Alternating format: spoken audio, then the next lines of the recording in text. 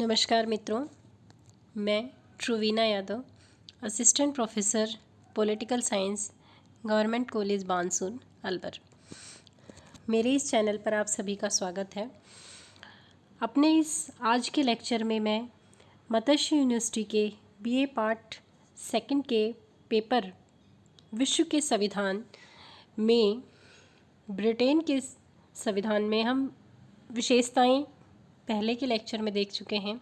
आज के इस लेक्चर में हम सम्राट और राजमुकुट के बारे में जानेंगे कि सम्राट और राजमुकुट क्या होते हैं, इनमें अंतर क्या होता है और इनकी शक्तियाँ क्या क्या हैं। सबसे पहले सम्राट। देखिए, कोई भी संसदीय व्यवस्था होती है, उसकी ये महत्वपूर्ण विशेषता होती है कि उसमें कार्यपालिका के दो प्रधान होते हैं, एक औपचारिक प्रधान और दूसरा वास्तविक प्रधान। देश की शासन सत्ता कार्यपालिका के वास्तविक प्रधान के हाथ में होती है, किंतु वास्तविक प्रधान राज्य का अध्यक्ष नहीं होता।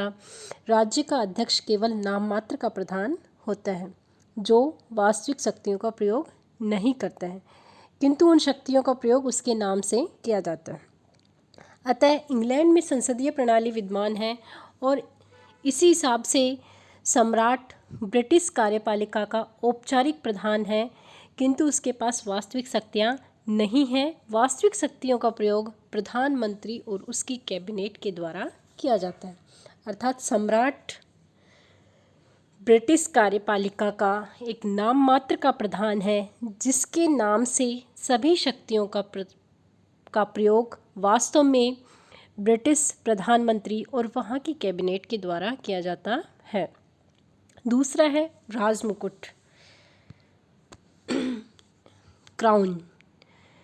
देखिए, सम्राट वो व्यक्ति होता है जो एक विशेष समय में राजमुकुट को ग्रहण करता है, किंतु राजमुकुट राज्य की शक्ति का प्रतीक है। वह एक संस्था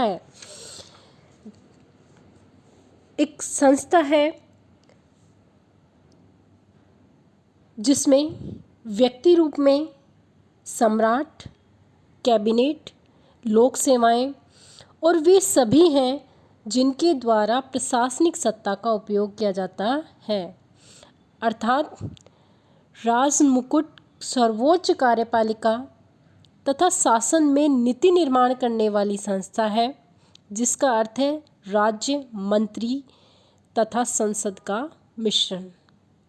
अर्थात राजमुकुट एक संस्था है जिसमें राज्य, मंत्री, समस्त प्रशासनिक जो सेवाएं हैं, लोक सेवाएं, वे सब राजमुकुट में आती हैं।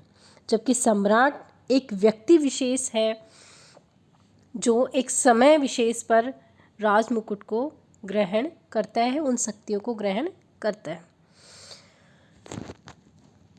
अर्थात अगर हम राजमुकुट की एक सामान्य सी परिभाषा देखें तो राजमुकुट एक संस्था है जिसमें व्यक्ति रूप में सम्राट, कैबिनेट, लोक सेवाएं और वे सभी हैं जिनके द्वारा प्रशासनिक सत्ता का उपयोग किया जाता है।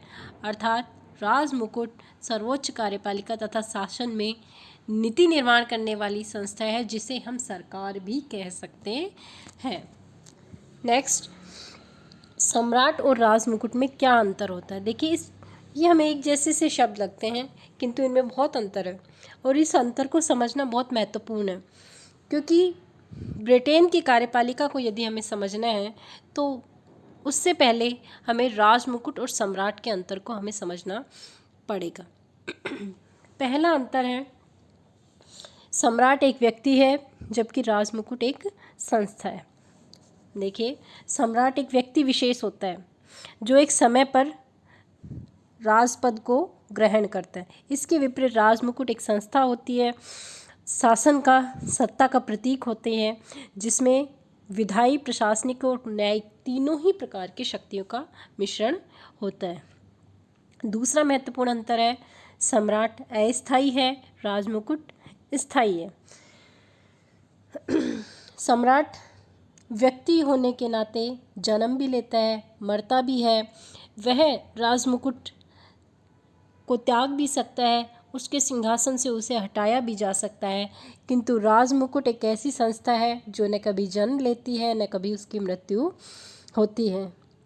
वह समस्त शक्तियों का प्रतीक है, एक स्थायी संस्था है।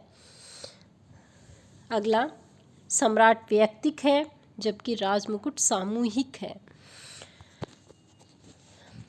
सम्राट और राजमुकुट में एक अन्य अंतर वैयक्तिक और सामूहिकता का है।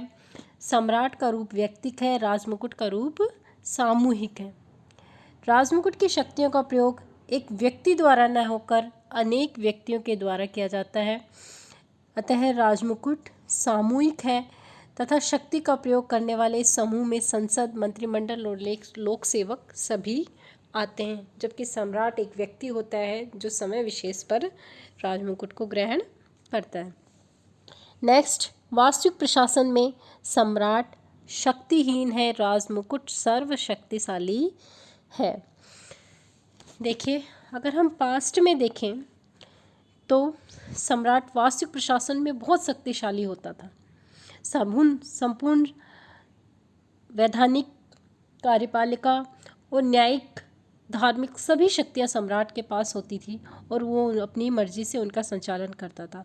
किंतु जैसे जैसे प्रजातंत्र का विकास हुआ है वैसे वैसे सम्राट की शक्तियों का ह्रास होता गया है और राजमुकुट की शक्तियाँ बढ़ती गई हैं। राजमुकुट एक शक्तिशाली संस्था के रूप में विकसित हुआ है। अतः व्यक्ति रूप में सम्राट की शक्तियाँ उसके हाथ से निकलकर संस्था के रूप में राजमुकुट में हस्तांतरित हो गई हैं जैसे जैसे प्रजातंत्र का विकास हुआ है।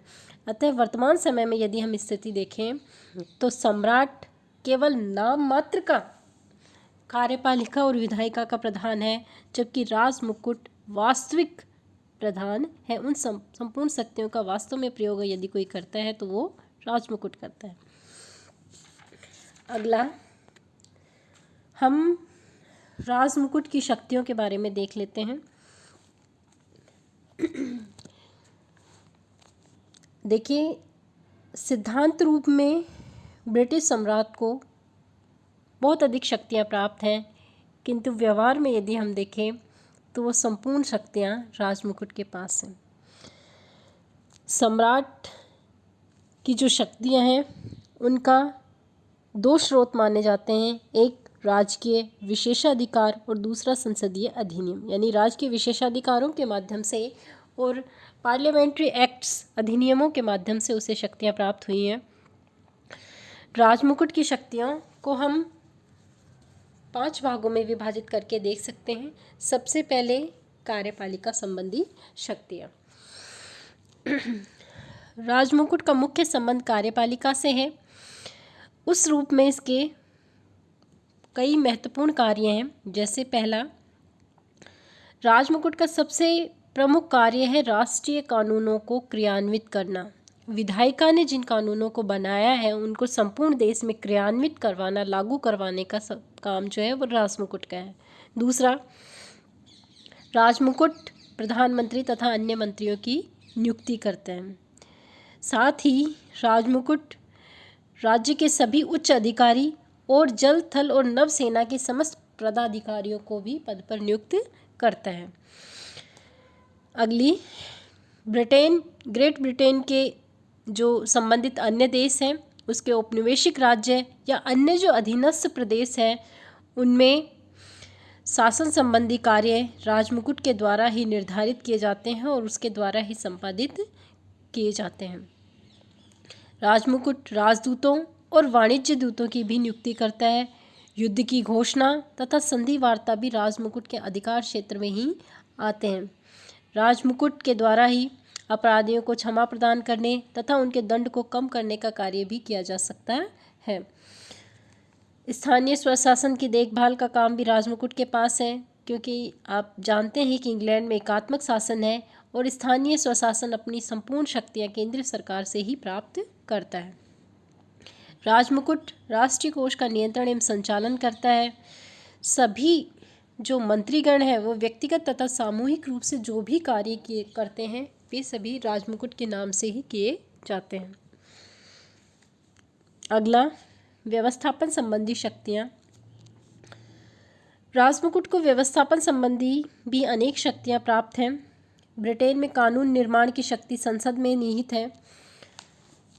इस प्रकार राजमुकुट के द्वारा संसद के साथ मिलकर व्यवस्थापन संबंधी शक्तियों का उपयोग किया जाता है, जो निम्न है।